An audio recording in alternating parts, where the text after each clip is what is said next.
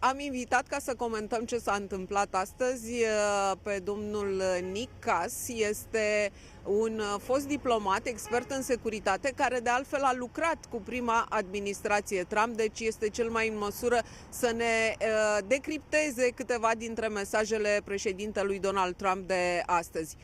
Nick Kass, hi, thank you for being with us tonight. Thank you, Ramona. It's great to be here. Thank you. You've worked with the previous Trump administration. You've heard the message the president gave today. He promised a golden age for America. What does this mean for the rest of the world, this age? Well, I think the first thing is, this is a really remarkable speech by him. I mean, he has talked about some of these themes in previous speeches that he's made, even in his last inauguration. But the fact that he's doing it now with a mandate to run the government of the United States and to make very much needed reforms, I think is changing the nature of the game. He clearly wants to focus, I believe, on the domestic agenda, which means to, as he said before, root out the deep state, end lawfare, expand freedom of speech, all of these things that over the last 9 years, and particularly over the last 4 under the Biden administration, had become rooted in Washington. This all has to change if we're going to recapture any of our former stature. We're going to have to change dramatically on foreign policy as well. And as you recall, he said that he will judge himself in part by the strong military, also by his getting out of wars and to avoid unnecessary wars. And I think this is actually quite good news if we look at the ground truth in the region. I mean, think about it from the perspective of Romania. Romania has no love lost for the Russian regime, there's no question. Neither does President Trump in particular. Nobody is looking for them as a guide in any way, shape, or form. But we consider that when the war started, Russia was far away. And unfortunately, as the war has progressed to Russia's favor, this is bringing the prospect of Russia getting closer and closer to Romanian territory. And I know that many, many Romanians, not just voters, but people have been very concerned about that. So I'm hoping that we can end that war and also use that as an opportunity to re-energize the actually existing NATO alliance. So one of the problems that I think NATO has faced has been that under the previous regime, we were using it as a way to project power in areas that was rather unadvisable. I mean, led to huge strategic dilemmas like we're confronting right now. The purpose of NATO is defensive. The purpose of NATO is to defend NATO territory. Romania is a NATO ally and has been an extraordinary ally, going along with even the previous administration. I think even at the sacrificing its own interests in some respects in doing so. So I think that what's good is that President Trump comes in, he wants to end the war, he wants to try to end that in a way that won't lead to greater threats. He wants to protect NATO, but he also has expectations that NATO will, and the NATO countries outside of the United States will take on even more of a burden. So we know that he used to talk about 3% of GDPs, now he's talking about 5%. I think of this. What does this mean for Romania? Exactly. We are at 2.5. Right. It was okay till now, right, but we are far from 5%. Well, I think partly it's an effort by the president's administration to gauge Romania's commitment, and with the new president coming in, but it also is an opportunity. It's an opportunity to expand the industrial base of Romania, particularly when it comes to defense. And as you know, I'm here in Washington right now promoting a American-Romanian business roundtable, which will have enormous implications, I think, for Romania, particularly because there's a huge defense sector. Now, I know your viewers know Nawaf Salameh, who is one of Romania's leading businessmen, and he is working very closely with former SACEUR commander James Jones to set this up. So we're talking about connecting with people at the highest echelons of the military, and not just former military, but we're talking about people from all different parties. Doesn't matter what their political affiliation is. If they want to invest, if they want to make a profit, if they also want to help build up the infrastructure of Romania, then they're all welcome, Republican, Democrats.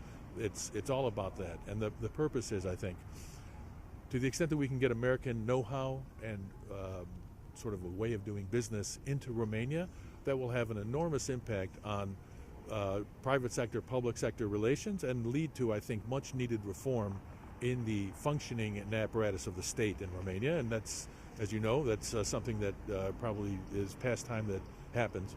So I'm looking forward to this as an opportunity, frankly. And I think that there's every reason to be optimistic that this will be something really great. People talk a lot about Donald Trump's very transactional approach towards his partners. Besides defense, which you've already mentioned, what has Romania to put on the table in this relationship with the new Trump administration? Well, first of all, I understand people say that about Donald Trump, and there's probably something to that. He's a very practical man. But if you listen to what he was talking about today, and I've been thinking about the themes that he's talking about, you know, freedom of speech, democracy, you know, ending, you know, sort of authoritarian rule and bureaucratic overreach. These are enormous, profound issues that have great importance beyond just the moment.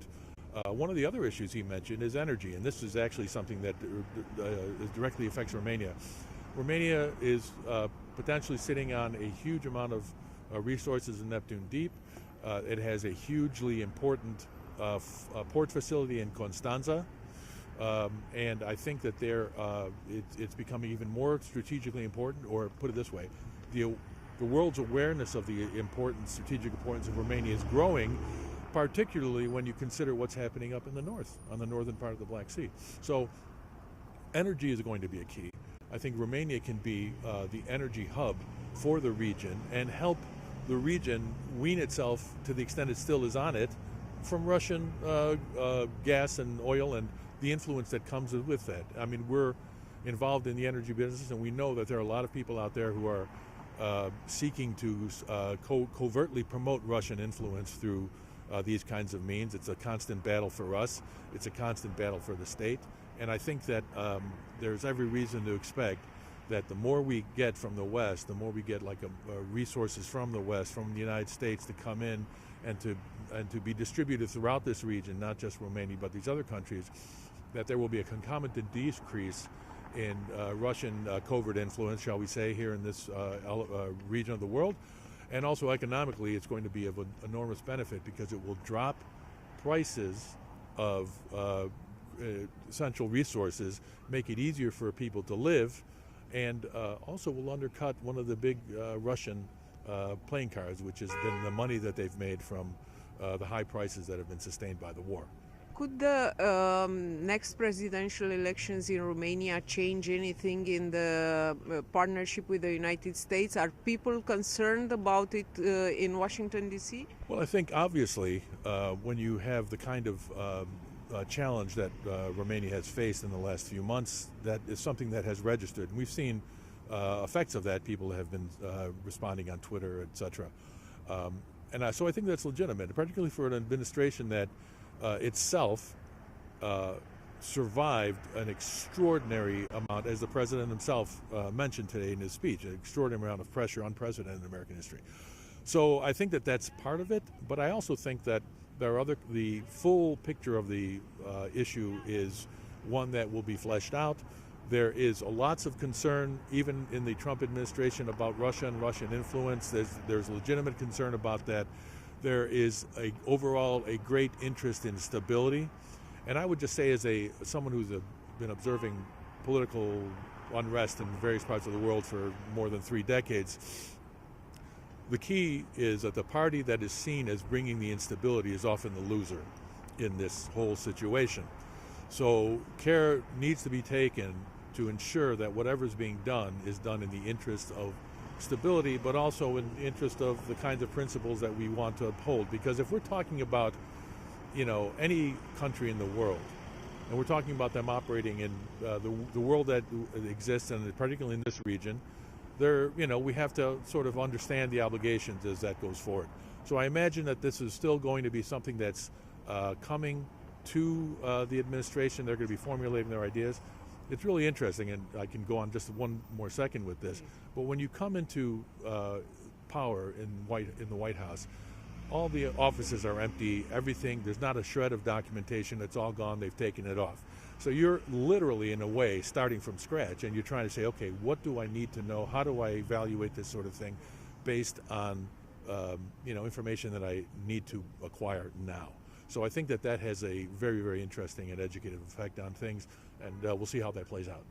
Nick Kass, thank you very much for being with us tonight. Thank you so much.